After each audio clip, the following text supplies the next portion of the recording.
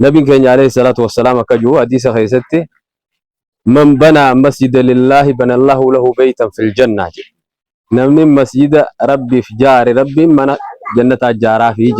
Assalamualaikum warahmatullahi wabarakatuh. Harkafuuni akkam jirtan kabajamtoota daawwattoota keenya jaalatamoo nageenyi rabbii tokkichaa bakkuma jirtan marattee seenaa dhaqqabu jechaa kutaa lammaffaa godina Harargee Bahaa aanaa Mayyuu Muluqqee ijaarsa masjiida guddaa masjiidun Nuur kan magaalaa Huseetti argamu irratti ulamaa'onni keenya wal duraa duubaan yaadanuuf laatan kan isin biraan geenyu taati. Sheeyni keenya kabajamoo fi jaalatamoo Sheek Muhammad Bakar ummata muslimaa kan biyya في بيالاتيف إرجاء أمة مسلمة مراف دامنين كان اسم برانجين يتاتيم هم تمرس جنتا خيناتين ولين داود داخن سنين جوانيس محمد أحمديم جمانومان أكانو داوتن كبجاداني سنافيرام. بسم الله الرحمن الرحيم الحمد لله رب العالمين الصلاة والسلام على نبينا محمد وعلى آله وصحبه أجمعين أما بعد أبولين مسلمة كم بهجرتن كان بهجرتن كبي خيسا كم بياله بقربين نجا والنور سيسل سنينجا إني أستي دامتشو بربانة وام برا ودون تين مسجد وجودا خنا خنا سن داوة كيسا وبوليسي خينيا يادا جرهون ده يصير تبصادة مجرهنا إسخن نبي كان عليه الصلاة والسلام كجوا حديث خيستي من بنى مسجد لله بنى الله له بيتا في الجنة نمني مسجد ربي في جار ربي من جنة الجارة فيه خناف أوان برانجو نمني لفتنا نقرتني لفتتون كنوا أكنا جرتي دامني ساخون أكنا جرا قبان ساخون أكنا جرا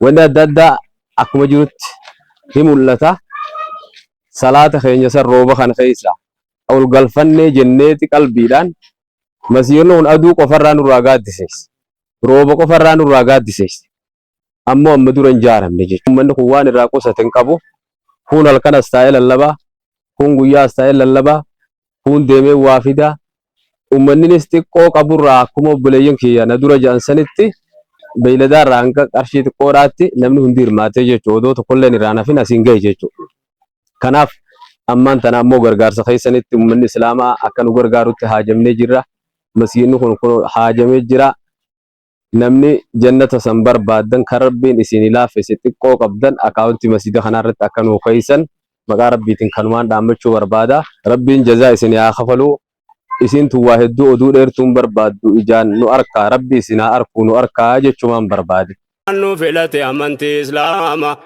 الحمد لله رب العالمين الصلاة والسلام على أشرف الأنبياء والمرسلين نبينا محمد وعلى آله وصحبه أجمعين أما بعد بلين isinis kaadaan nurraa fuudhuudhaaf dhufee galatooma jechaadha.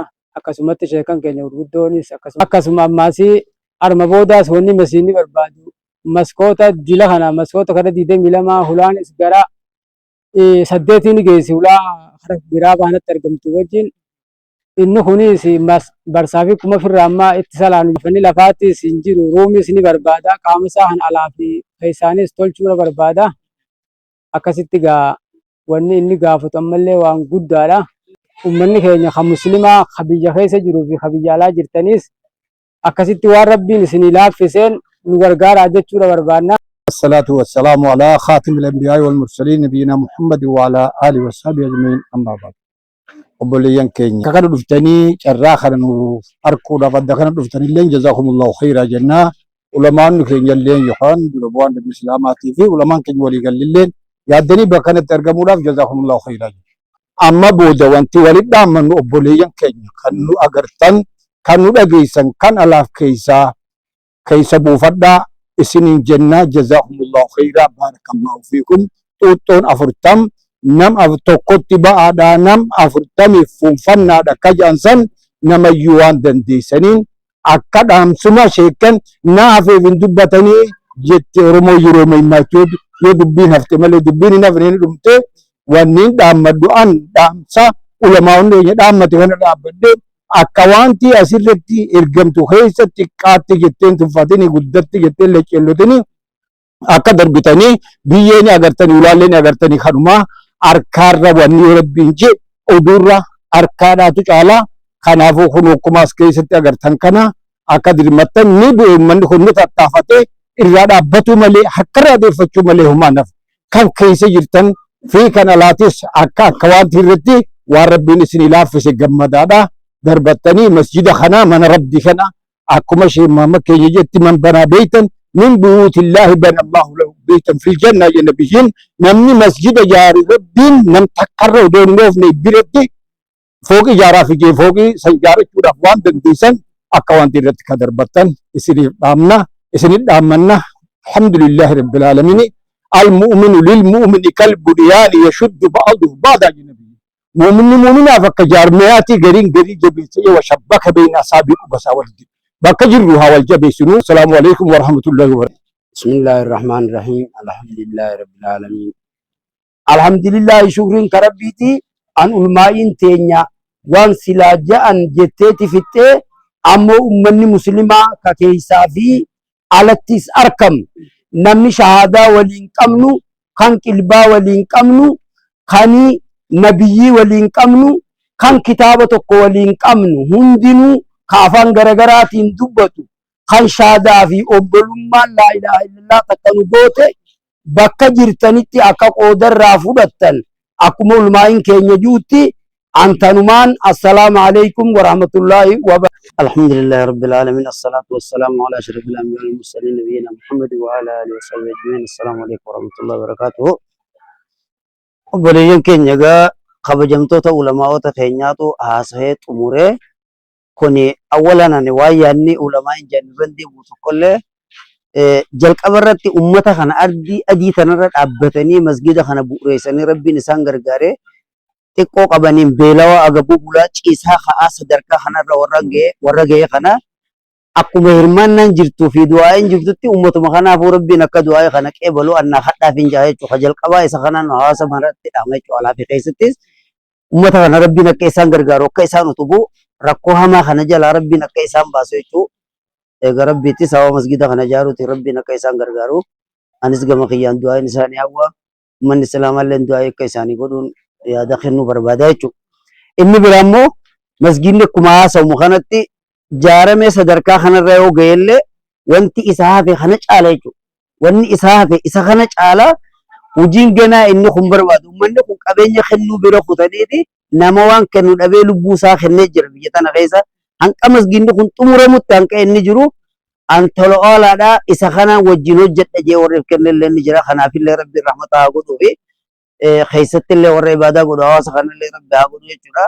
Kanaaf ummanni keenya warri alaa fi keessaas daawwattanii miidiyaa kana hordofuu jirtan hundinuu abbootiin qabeenyaatis kan qabnes hundi nama islaamaa yaadni bal'aa kenname kanumarra bu'uura godhachuudhaan masgidni kun ni jalqaba malee hin xumuramne laaltanii gartanii hundi keessanuu waan ulaa maskootaa fi kana kan jennu qofa biyyee tana qofa waan laalluumi inni kun wanni isaafu hedduu namni masgida ijaaree beeku waan isaafu isuma kana arguuraani beekta waan ta'eef jecha alaa fi keessaanis waan rabbi isin laaffise akka gootaniin isinin jedhanii wassalaamu alaykum wa rahmatullahi ta'ala wa barakatuh. Bismillahir Rahmanir Rahim. Alhamdulillahi Rabbil Alamin.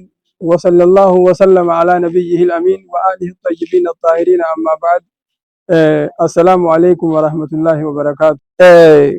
Bakka tananniin dadhabee na gargaariin dhiirummaadha malee doofummaa miti.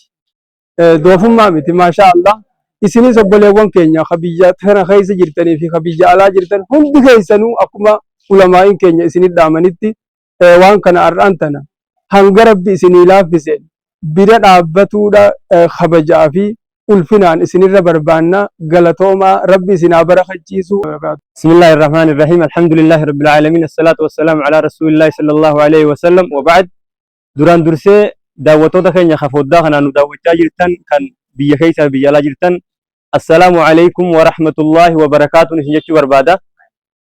Kanatti aansuudhaan har'a wanni asitti argamneef masgidni nuti keessa dhaabbachaa jirru kun godina Harargee Bahaa nama Mulqee magaalaa Huseen keessatti ijaaramaa kan jiru Masjidun Nuur kan jedhamu jechuudha. Masjidni kun bara 2013 eegalamee har'a waggaa 5ffaa isaati jechuudha. Waggaa 5ffaa isaatti qorqorroon isin gartan kun dhiyoo kanarra dhaabame maskoonni kun ammoo akka isin gartan kana jira jechuudha. Amma wanni isinirraa barbaannu masjidni kun akka inni itti as ga'e yoo isin haasofne haasofne dhumu jechuudha guyyaa har'aa kana. akka shayii reefna dura kaasee lafti nu jala jirtu tun dhagaa harmaataa liishoo kana godhu kana gurmuudhaan hawaasni keenya gaaraa guuree qorqorroo nu gubbacaayaa taatee argamtu tana dargaggeessa ijoollee magaalaa Roggeetiif as jidduu waan lafa ganna qabee gurguramu jechuudha. Carqii irraa eegalee hanga soogiddaatti gurguraniitu qarshii takkaan 10,000 walitti buusee qorqorroo tana guutuu masjiidaan uffise jechuudha. Feerroo masjiida kana keessa jirtu guutuu isaa ijoollee saniitu guyyaa 30 magaalaa Roggee yeroo dhaqan kana oolanii yeroo ol deebi'an maallaqa walitti funaananii feerroo masjiida kanaa guutuu galchan. Maashaallah rabbi bara keessu isaan galatoonfachuun barbaada. Kanatti aansee naggaadee Husee keessa jirtu hojjetaa mootummaa hawaasa waliigalaa guutuu warra humna isaaniitiin dalagan hundi isaanii masjiida kana sadarkaa kanaan gahanii jiran. Arra ammoo nuti ani Nuuree Mahammad akka horee masjiida kanaatii fi akka barreessaa mana marii dhimma Islaamaa nama Yunuqqeetti wanni mas dhaabbannee isin gaafachaa jirru hawaasa keenya biyya keessaa biyya alaa jirtan. Masjiidni kun lafti isaa akka jirtu kana jira. Maskoota kana wanni imma mukatti carreef soomana kana akka reefu sheemaan mana dura kaasee masjiida kana keessatti namni guuteeti alabbee salaatee.